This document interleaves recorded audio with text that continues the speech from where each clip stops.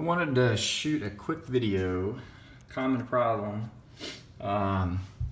when you, I don't know, sometimes if I've drywalled over plaster and had this problem, and it's pretty common if you do something like this, have a new backsplash, you'll end up with the ears of your switches and your outlet plate should hit backsplash, so we can pull it tight.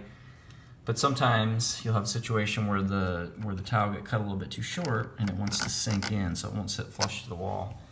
And I don't know, I've seen mostly recommendation to use washers and build that all out in that situation, but I've done this many times. The easiest thing that I found is just, I always, in my electrical toolbox, I keep a chunk of 1/4 inch clear plastic tubing, and all I do is kind of eyeball it approximately where,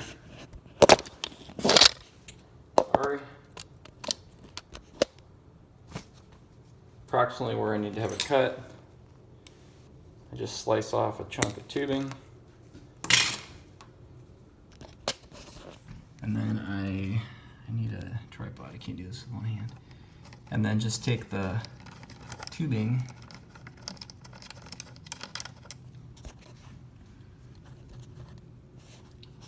and I'm sorry you can't see this, but basically I'm going to put this tubing on the back of that switch on the screw, so it will it'll hold the switch away from the backsplash and it won't get buried when I tighten up the screw. So 1 second here.